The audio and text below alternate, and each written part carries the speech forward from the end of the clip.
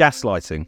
It's a word that gets overused in political discussion these days, but there really is no other way to describe the behaviour of the UK's green elites over recent weeks. Tory Prime Minister Rishi Sunak is currently making some limp, if welcome, attempts to roll back the green anti-car policies of his predecessors. First, he watered down the UK's net zero targets, sparking hysterical rage from the great and good while doing so. They're trying to increase the fear of them coming along and taking something away. I think we have to be clear, we have a legally binding target to deliver net zero higher by energy 2050. bills for everyone. Within the past half hour, a furious Sir Lindsay Hoyle, the Speaker of the House of Commons. Sunak pledged to back drivers and end anti-motorist measures, including 20 mile per hour speed limits, low traffic neighbourhoods, and so-called 15-minute cities, all of which are aimed at reducing car use or just making driving that bit slower and more difficult. I'm slamming the brakes on the war on motorists. It's as simple as that. Now, reasonable people can certainly disagree about Sunak's announcement.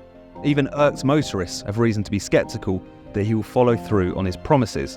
What his plans seem to amount to is vaguely worded calls for new reviews and guidance aimed at making it just a bit more difficult for local authorities to impose these punishing measures without so much as a fig leaf of local consultation.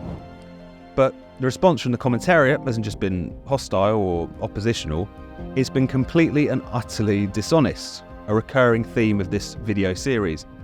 They've insisted that the war on cars just isn't a thing, that it's all in our heads, that we're making it up despite ample evidence to the contrary. The Guardian, house paper of the cycling metropolitan bourgeoisie, said that the war on cars is a myth, as did every other liberal outlet in the land. The most brazen of the gaslighters was none other than Welsh First Minister Mark Drakeford, who was just introduced a 20 mile per hour default speed limit in Wales himself.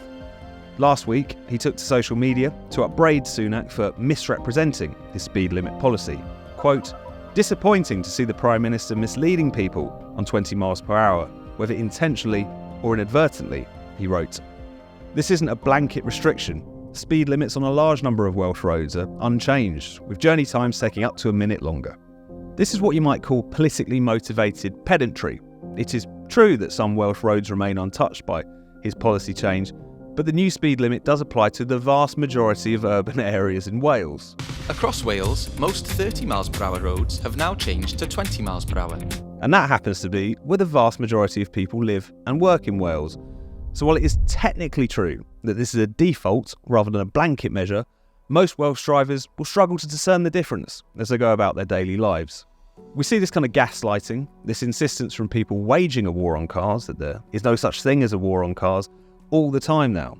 We're told over and over again that no one is trying to make drivers' lives difficult, even as they try to make life more difficult for drivers.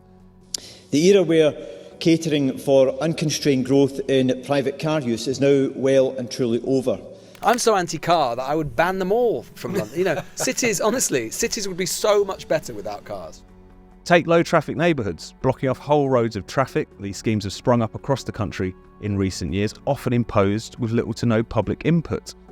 These might mean quieter streets to some. They also mean reduced mobility for those who rely on their cars and a plunge in trade for local businesses.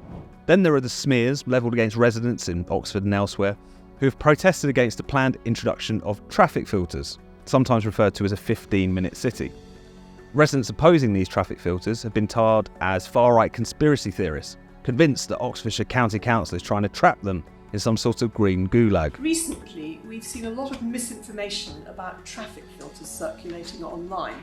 These conspiracy theories are causing real-world harm and need to stop. When the Tories inveighed against 15-minute cities, they too were accused of leaning into conspiracy theories by The Guardian and bringing fringe ideas into the mainstream by the BBC. But while there are undoubtedly some conspiratorial head cases out there who've hopped onto this particular cause, the concerns of the vast majority of residents are completely well-founded, and politicians are right to take them seriously. Last November, Oxfordshire County Council did announce that it was going to introduce these traffic filters, enforced through cameras in 6 locations across the city to reduce the use of private cars. Cars without a permit won't be allowed through them during certain hours. Those with a permit will be able to pass through them, but only up to 100 days a year. Those who pass through them without a permit will be fined.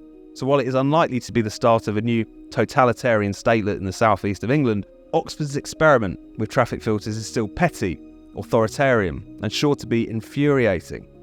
And the explicit aim of all this is to, quote, reduce traffic levels in Oxford by managing the use of certain roads, unquote, according to the council. All of which sounds pretty anti-car to me. Now, 15-minute cities are technically a slightly separate thing, aimed at ensuring people have the amenities they need within a short walk or cycle, but they are still part of a broader plan to, quote, reduce car traffic, unquote, in the city. That's a quote from the conspiracy busters at BBC Verify, who admit that that's what's going on here. That some protesters and politicians are using the phrase 15-minute city interchangeably with traffic filters is hardly the biggest deal, or that surprising, given both schemes are aimed at urging or forcing people out of their cars and onto the pavements, pedals, or public transport. All these smears, all this gaslighting are a transparent attempt to smear critics of anti-car policies as deluded, conspiratorial, or both. They're trying to mess with our minds and tell us that we're making it all up, that it's all in our heads. They are trying to portray mainstream pushback against green anti-car measures as fringe and unrepresentative. But this is a classic case of projection, for if anyone is in a tiny minority here, it is our green elites, who seem convinced that we don't need cars at all. So insulated are they from ordinary people, they seem to think that everyone lives lives like theirs. They think everyone can just hop on an e-bike and head to the local artisan bakery before jumping on the tube to Tate Modern. In truth, the vast majority of journeys in this country are still by car. In 2021, 88% of all passenger kilometres travelled in Britain were by car, vans or taxis. Public transport outside of London is woeful, and it can be pretty dreadful in London as well on some days. Plus, people just like their cars and the freedom they provide. A poll by Ipsos Mori last year found that while 71% of Brits support more initiatives to promote walking and cycling, why not, seems to be the sentiment, the exact same proportion feel that they need a car to suit their current lifestyle. So what we have here is a tiny layer of society trying to impose their lifestyle choices on the rest of us. And when ordinary people take umbrage to this, they call us fringe conspiracy theorists who are making it all up. Gaslighting. There really is no other word for it. So, ignore the noise and the nonsense.